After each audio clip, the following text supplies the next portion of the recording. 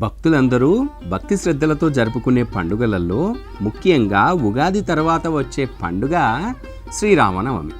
ఈ శ్రీరామనవమి రోజున ఎలా పూజ చేయాలి, ఆ శ్రీరామనవమి రోజు ఆ శ్రీరామచంద్రమూర్తికి ఎలాంటి నైవేద్యాన్ని సమర్పించడం, ఎలాంటి పూలతో పూజించడం, ఇంటిల్లిపాద అందరం కలిసి కూడా ఈ శ్రీరామనవమిని ఎలా జరుపుకోవాలో ఇప్పుడు తెలుసుకుందాం.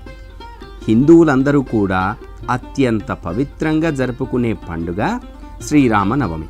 ఈ పండుగను చైత్రమాసం శుక్లపక్ష నవమి రోజున జరుపుకుంటూ ఉంటారు. ఈ సంవత్సరం కూడా శ్రీరామనవమి వేడుకలు అంగరంగ వైభవంగా జరపడానికి దేశవ్యాప్తంగా ఉన్న ప్రముఖ ఆలయాలను అన్నీ కూడా పలు రకాల పుష్పాలతో, విద్యుత్ దీపకాంతులతో ఎంతో సుందరంగా అలంకరిస్తూ ఉన్నారు. అయోధ్యలోని రామమందిరంతో పాటు భద్రాచలంలోని శ్రీ సీతారామస్వామి దేవాలయం ఈ శ్రీరామనవమి వేడుకలకు అంగరంగ వైభవంగా ముస్తాబవుతోంది. రామయ్య పుట్టినరోజునే శ్రీరామనవమి. అయోధ్య రాముడు, దశరథ తనయుడు, సకల కళా గుణాభిరాముడు, ఇవన్నీ కూడా ఆ శ్రీరామచంద్రమూర్తి అతనికి మనం పిలుచుకునే నామాలు. చైత్రశుద్ధ నవమి రోజున పునర్వసు నక్షత్రయుక్తమైన కర్కాటక లగ్నంలో అభిజిత్ ముహూర్తంలో మధ్యాహ్నం పూట 12 గంటల సమయంలో జన్మించాడని పురాణాలు చెబుతాయి. శ్రీరామచంద్రుణ్ణి శ్రీ మహావిష్ణువు అవతారంగా మనకు పురాణాలు వివరిస్తూ ఉంటాయి. శ్రీరాముడు లోక కళ్యాణార్థం ఆ రామచంద్రుని అవతారం ఎత్తి లోకానికి ఎన్నో విలువలను నేర్పించాడు. ఎంతో ఆదర్శప్రాయమైన జీవితాన్ని ప్రజలకు చూపించాడని కూడా మనకు పురాణాలు వివరిస్తూ ఉంటాయి. సీతారాముల కళ్యాణం కూడా శ్రీరామనవమి రోజే జరుపుతారు. ఒకే మాట ఒకే బాట అన్నట్టుగా సాగిన ఆ శ్రీరామచంద్రుని జీవితం నేటికి కూడా ఎంతోమందికి ఆదర్శప్రాయంగా నిలిచింది. ఈరోజు శ్రీరామచంద్రుడి జననం మాత్రమే కాదు, ఆయన కళ్యాణం కూడా జరిగిందని ఎంతో విశేషంగా చెబుతూ ఉంటాయి పురాణాలు. సహజంగా సీతారాముల కళ్యాణాన్ని ప్రతి సంవత్సరం వాడవాడలా అత్యంత ఘనంగా ఎంతో వైభవోపేతంగా నిర్వహిస్తారు. లోక కళ్యాణం కోసం శ్రీరామచంద్రుల కళ్యాణాన్ని నిర్వహించడం విశేషం. ఈ శ్రీరామనవమి రోజున పూజ చేయాల్సిన విధానం కూడా ఇదే.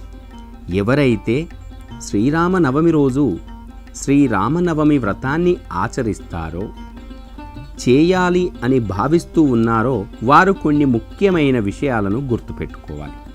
శ్రీరామనవమి పండుగ రోజున ప్రతి ఒక్కరూ శ్రీరామనవమి పూజను ఆచరించడానికి విధి విధానాలను తప్పనిసరిగా పాటించాలి. పండుగ రోజు ఉదయాన్నే నిద్రలేచి ఇల్లంతా శుభ్రం చేసి తలస్నానాన్ని ఆచరించి ఇంటికి ఉత్తరం లేదా ఈశాన్యం మూలల్లో ఒక అందమైన మండపాన్ని ఏర్పాటు చేసుకోవాలి. ఇక మండపంలో శ్రీరాముడి పట్టాభిషేక చిత్రాన్ని కానీ, సీతారామ లక్ష్మణ హనుమన్లు ఉన్నటువంటి చిత్రాన్ని కానీ పెట్టి అత్యంత భక్తి శ్రద్ధలతో పూజను చేయాలి.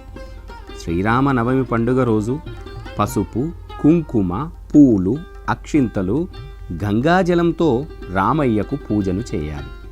శ్రీరామచంద్రమూర్తికి ఎర్రటి పూలు అంటే చాలా ఇష్టం కాబట్టి ఎర్రటి పూలను స్వామివారి పాదాలపై ఉంచి భక్తితో పూజించాలి. శ్రీరాముణ్ణి పూజించే ముందుగానే హనుమంతుడికి పూజను కూడా చేయాలి. ఇక ఆ తర్వాత రాముల వారికి పూజాదికాలు భక్తితో నిర్వహించాలి. శ్రీరామచంద్రమూర్తికి నెయ్యి దీపాన్ని వెలిగించి కర్పూర హారతిని ఇవ్వాలి. రామచంద్రమూర్తికి అత్యంత ఇష్టమైన సీతాఫలాన్ని నైవేద్యంగా నివేదించాలి. స్వామివారికి పానకం, వడపప్పు, కొబ్బరి నైవేద్యంగా పెట్టి పూజను చేయాలి. ఎండాకాలంలో వేడి సమయంలో నిర్వహించుకునే పండుగ కాబట్టి పానకం, వడపప్పు ఇవన్నీ కూడా మన శరీరంలో వేడిని తగ్గించి చల్లదనాన్ని ఇస్తాయని కూడా మనందరికీ తెలిసిందే. ఇక శ్రీరామనవమి వ్రతదీక్షను ఆచరించే వారందరూ కూడా ఆ స్వామిని పూజించే ముందు ఉపవాస దీక్షను పాటిస్తే చాలా మంచిది కూడా. శ్రీరామచంద్రుడి మూలమంత్రాన్ని పఠిస్తూ రామకథను చదువుకుంటూ ఉపవాస దీక్షను ఆచరిస్తే ఆ రామయ్య కటాక్షం తప్పనిసరిగా ఉంటుంది. పాలు పండ్లను ఆహారంగా తీసుకొని రోజంతా శ్రీరాముడిపైనే మనస్సును లగ్నం చేసి శ్రీరామ నవమి వ్రతాన్ని ఆచరించే వారికి శ్రీరాముడితో పాటు లక్ష్మీదేవి కటాక్షం కూడా లభిస్తుంది. ఎవరైతే శ్రీరామ నవమి వ్రత దీక్షను ఆచరిస్తారో వారు దానాలు చేస్తే ఎంతో మంచి ఫలితాలు కూడా ఉంటాయి. ముఖ్యంగా శ్రీరామనవమి పండుగ రోజు అన్నదానం చేస్తే చాలా విశేషమైన ఫలితాలు కలుగుతాయి. అనారోగ్యంతో బాధపడేవారు, వృద్ధులైన వారు, ఉపవాసం చేయలేని వారు ఒక పూట భోజనం చేసి శ్రీరామనవమి వ్రతాన్ని కొనసాగించవచ్చని మన పురాణాలు చెబుతున్నాయి. శ్రీరామనవమి పండుగ రోజు నిష్ఠతో ఉపవాస దీక్షలతో ఎవరైతే వ్రతాన్ని ఆచరిస్తారో వారందరికీ కూడా జన్మజన్మల పాపాలన్నీ కూడా తొలగిపోతాయి, ముక్తిని కూడా పొందుతారని పురాణాలు మనకు తెలియజేస్తూ ఉన్నాయి. ఆ రామచంద్రమూర్తికి అంకితం చేయబడిన పండుగ శ్రీరామనవమి. ఈరోజు ధనలాభం కలగాలని కోరుకునే వారందరూ కూడా శ్రీరామ నవమి రోజు సాయంత్రం ఒక గిన్నెలో నీటిని తీసుకొని రామరక్ష మంత్రాన్ని ఓం శ్రీం హ్రీం క్లీం రామచంద్రాయ శ్రీం నమః అని 108 సార్లు జపిస్తూ ఆ పవిత్ర జలాన్ని ఇంటి నలుమూలల్లో చల్లుకుంటే ధనలాభం కలుగుతుంది.